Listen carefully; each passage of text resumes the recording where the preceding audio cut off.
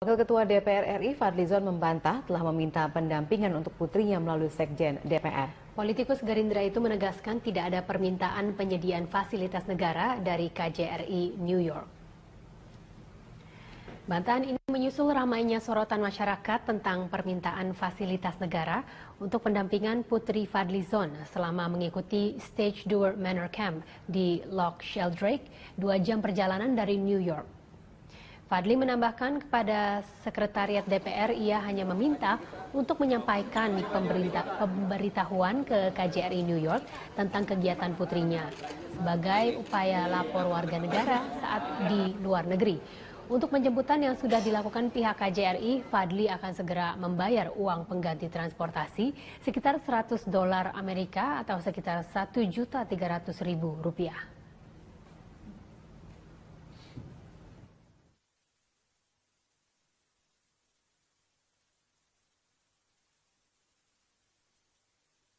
Bahwa saya tidak pernah meminta baik lisan maupun tertulis untuk pihak kesekjenan. Saya sendiri sampai sekarang belum pernah melihat fisik dari surat tersebut untuk meminta fasilitas negara dan tidak ada fasilitas yang digunakan. Kalaupun ada ternyata atas inisiatif dari staf saya melaporkan, ya, karena saya memang menyampaikan secara lisan, laporkan bahwa ada kegiatan selama 1 bulan di New York,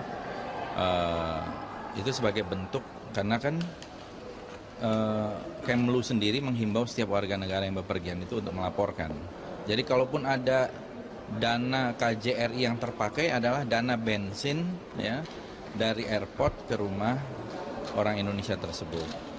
Saya perkirakan yang terpakai tidak sampai $100 lah.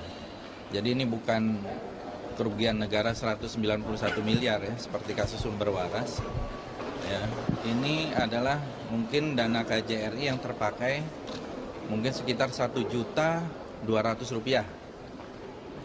Nanti saya suruh staf saya akan mengantar uang tersebut sebagai pengganti ongkos bensin ke Yang digugat adalah pasal 41 tentang dukungan calon perseorangan dan pasal 48 mengenai verifikasi faktual.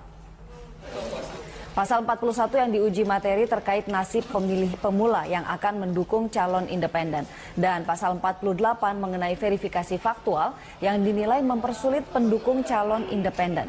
Koordinator tim teman Ahok, Andi Syafrani, mengatakan pasal-pasal yang digugat sangat merugikan pemilih pemula yang merupakan pendukung calon independen. Dalam pasal 41, pendukung calon independen selain harus berumur 18 tahun atau harus terdaftar di daftar pemilih tetap sebelumnya. Sementara pada pasal 48, verifikasi faktual dianggap menyulitkan, yakni waktu yang hanya 3 hari untuk memverifikasi faktual pendukung independen.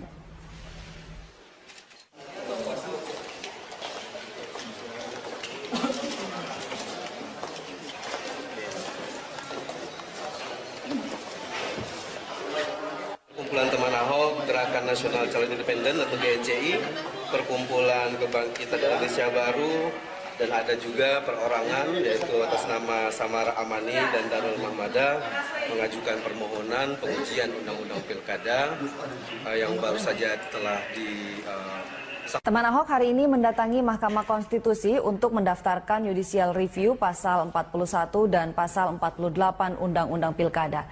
Bersama teman Ahok, sejumlah elemen kemasyarakatan juga ikut mendukung judicial review ini. Teman Ahok bersama sejumlah elemen masyarakat mengajukan gugatan judicial review ke Mahkamah Konstitusi terkait revisi Undang-Undang Pilkada. Yang dipersoalkan adalah pasal 41 dan 48 Undang-Undang Pilkada. Pendamping ahli teman Ahok, I Gusti Putu Arte, mempertanyakan urgensi pemaksaan waktu 3 hari dalam verifikasi faktual calon perseorangan yang diatur dalam pasal 48 Undang-Undang Pilkada dan tengah 3 hari untuk warga yang tidak bertemu petugas verifikasi faktual melapor ke panitia pemungutan suara dianggap janggal. 3 hari itu. Mau fiktif mau tidak fiktif, ini adalah soal metode bagaimana kemudian verifikator diberi keluasan ke lapangan. Itu poinnya. Jadi tidak ada hubungannya, oh gara-gara karena banyak fiktif lalu dikunci 3 hari, nggak ada. Artinya sebenarnya tetap bisa, tapi dengan jangka waktu yang lebih panjang. Ya, tetapi 3 hari ini ditambah lagi kemudian kalau tidak bisa ditemui, kemudian dinyatakan gugur, dan Mas Hadar tadi sudah mengatakan kalau kemudian secara kolektif sudah dikumpulkan, lalu tidak bisa datang, masih ada waktu ternyata masa verifikasi, masih boleh lagi datang ke KPPS, tidak langsung gugur. Senada dengan Putu Arte, pengamat politik carta politik, Yunarto Wijaya juga beranggapan dengan disahkannya pasal 41 dan pasal 48 Undang-Undang Pilkada ini, semakin jelaslah terlihat keinginan dari DPR. Mana sejarah jalur perseorangan ini tanda kutip seakan-akan tidak ikhlas diterima oleh DPR karena aturan yang semakin memberatkan. Saya pun sebelum berbicara mengenai verifikasi faktual termasuk yang menolak naiknya angka ambang batas bagi dukungan jalur perseorangan. 3% pun kalau kita bicara bandingan dengan negara-negara lain di sistem presidensial yang mengakui jalur independen sudah termasuk berat. Di Amerika Serikat katakanlah untuk menjadi calon presiden saja di masing-masing negara bagian hanya dibutuhkan, misalnya negara bagian besar California hanya butuh 1%. Terbesar Arizona misalnya itu 3%. Yang tidak ditemukan. Sementara itu, menurut Komisioner KPU Hadar Nafis Gumai, KPU tidak akan terlalu mempersoalkan keberadaan pasal 48 Undang-Undang Pilkada, tetapi lebih memfokuskan diri untuk bekerja. Kami juga melihat bahwa pengaturan di pasal 48 khususnya tentang pembatasan 3 hari bagi pendukung yang tidak ditemui itu harus menyatakan dukungannya ke kantor PPS. Prosedur sensus atau prosedur menemui semua pendukung dan masa 14 hari itu sebetulnya sudah kami laksanakan selama ini. Yang baru adalah pembatasan 3 harinya. Nah, ini buat penyelenggara sudah pasti lebih memberatkan. Kalau bagi pendukung atau dari tim pasangan calon, perkiraan kami iya, tetapi kami tidak akan mengelaborasi atau memberi pandangan lebih jauh tentang ini.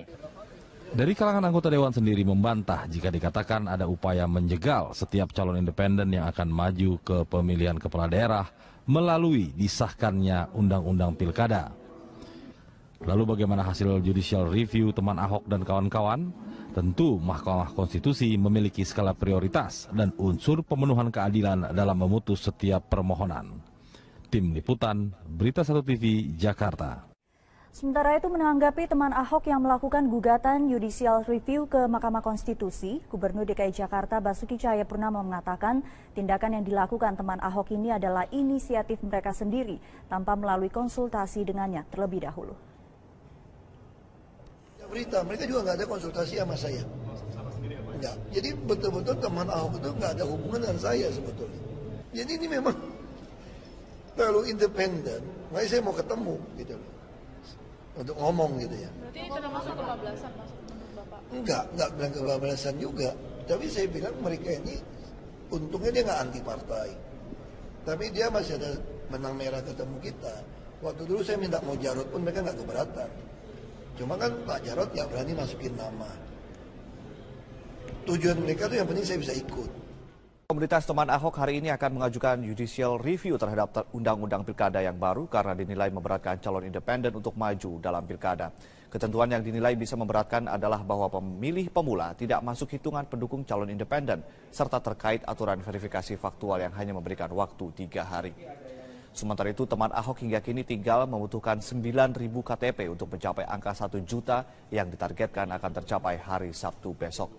Oleh karena itu pengajuan berkas independen pada 3-7 Agustus bisa terpenuhi.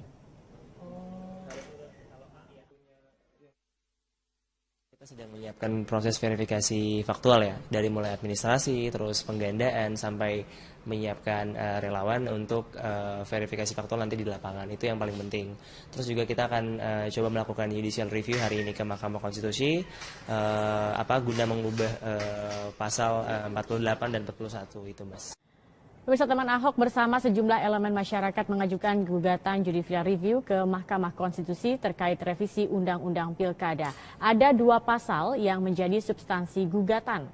Juru bicara teman Ahok, Amalia Ayuningtyas mengatakan judicial review diinisiasi oleh Gerakan Nasional Calon Independen dan teman Ahok merupakan salah satu peserta. Substansi yang digugat adalah pasal 41 dan 48 karena pemilih pemula dan pemilih pendatang berpotensi kehilangan hak mendukung calon independen sebab mereka tidak masuk dalam daftar pemilih tetap sebelumnya. Poin kedua adalah batas waktu verifikasi faktual yang hanya 3 hari dan tertutupnya KPU soal jumlah suara pendukung gugur serta berhasil.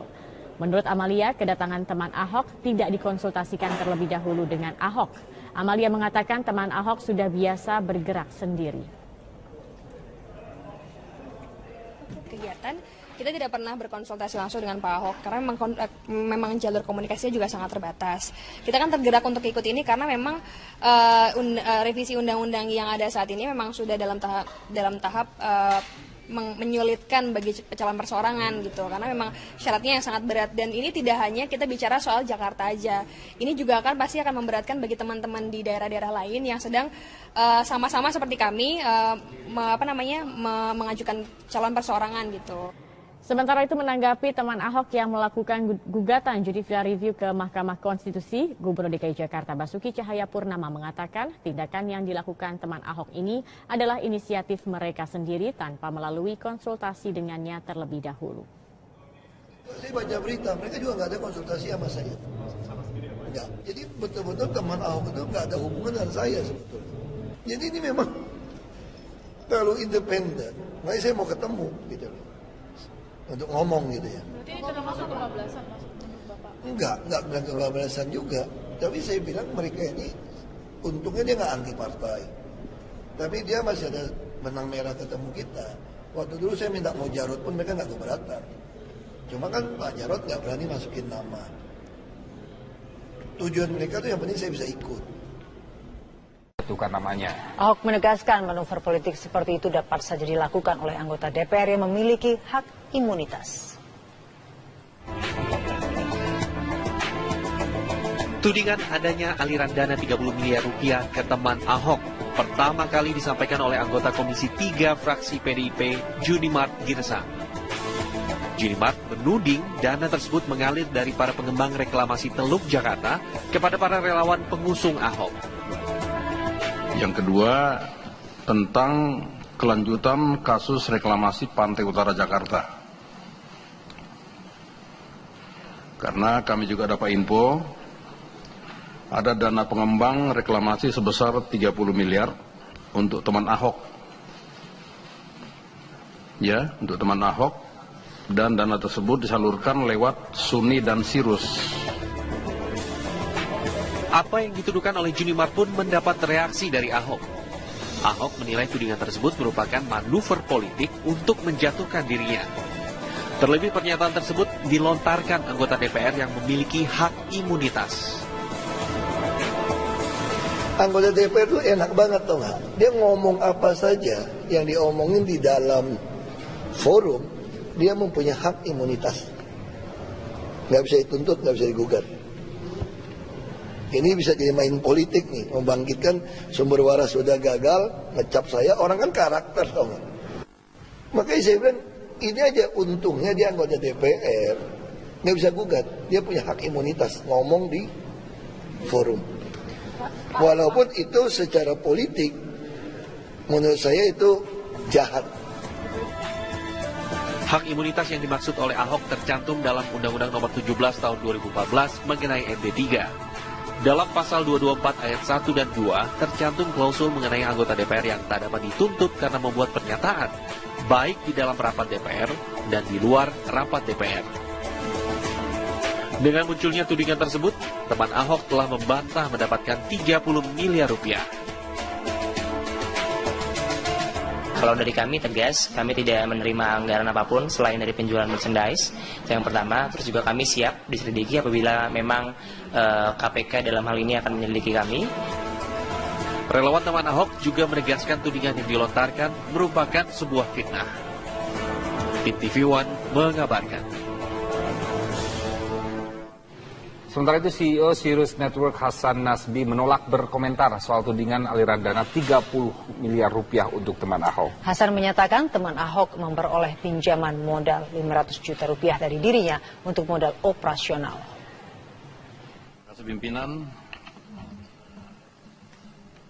yang terhormat. Tudingan politisi PDIP Junimart Girsang soal aliran dana 30 miliar rupiah untuk teman Ahok terus menjadi bola liar. Info adanya dana yang berasal dari pengembang proyek reklamasi Teluk Jakarta itu diungkapkan dalam rapat Komisi 3 DPR RI dengan KPK pada hari Rabu lalu. Ada dana pengembang reklamasi sebesar 30 miliar untuk teman Ahok. Ia menyatakan dana itu diberikan melalui Sirius Network dan staf khusus Gubernur DKI Jakarta Suni Tanuwijaya.